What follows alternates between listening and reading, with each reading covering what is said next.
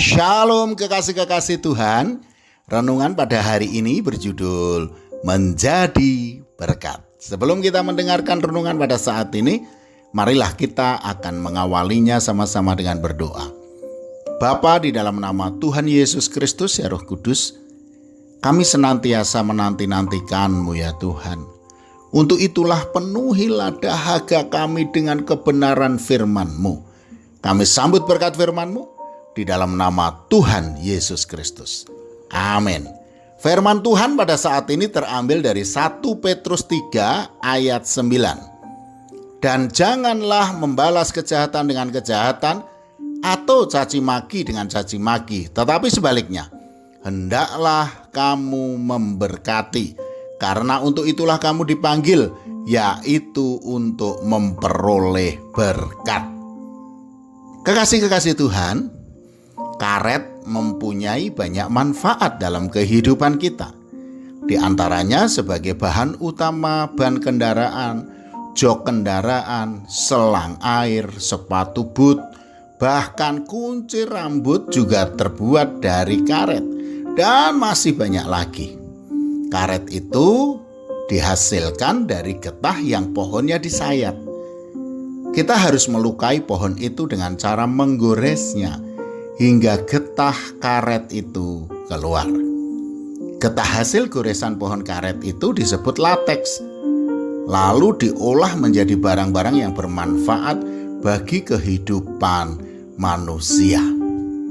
Saudaraku, banyak di antara kita yang memberontak di saat terluka, membalas, menghancurkan, bahkan mendendam.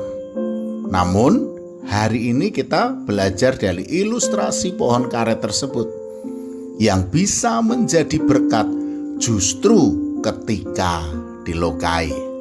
Sebagai anak-anak Tuhan Yesus, kita harus bisa mengeluarkan getah kasih dan kebaikan yang mempermuliakan nama Tuhan Yesus. Ketika kita terluka, mulut kita harus bisa berkata, "Aku mengasihi, aku mengampunimu." Inilah harga yang harus kita bayar karena kita menjadi murid Kristus. Bahkan Tuhan Yesus sendiri berkata, "Mintalah berkat bagi orang yang mengutuk kamu, berdoalah bagi orang yang mencaci kamu."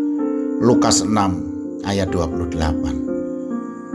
Memang tidak mudah untuk bisa mengeluarkan getah kasih dan pengampunan, karena kita masih manusia biasa. Namun, hanya pengampunan itulah yang justru bisa menjadi obat untuk mengobati kebencian kita. Bagi kita yang mengasihi Tuhan Yesus, harus bisa melakukannya. Sebab kita melakukannya oleh karena Tuhan sudah lebih dulu mengasihi dan mengampuni kita.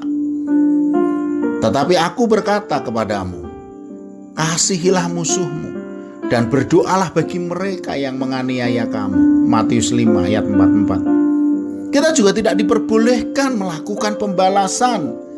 Roma 12 ayat 17 berkata, janganlah membalas kejahatan dengan kejahatan. Lakukanlah apa yang baik bagi semua orang. Ketika kita direndahkan, dihina, bahkan dianiaya, hal itu membuat luka yang sangat menyakitkan bagi kita. Tidak hanya sakit, tetapi rasanya juga pahit. Tetapi hari ini kita telah belajar pada pohon karet yang justru bisa mengalirkan berkat di saat dilukai. Seperti inilah kasih Kristus yang harus kita praktekkan dalam kehidupan kita, saudaraku. Sakit? Ya, memang sakit.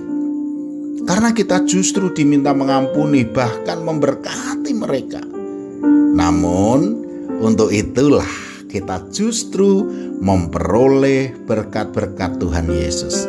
Berkatilah siapa yang menganiaya kamu. Berkatilah dan jangan mengutuk. Roma 12 ayat 14. Amin. Mari kita berdoa. Bapa, di dalam nama Tuhan Yesus Kristus ya Roh Kudus, berikanlah kepada kami kekuatan untuk bisa mengampuni dan bisa memaafkan mereka yang telah menyakiti kami. dan biarlah kemuliaan-Mu Engkau nyatakan melalui kami. Dalam nama Tuhan Yesus Kristus.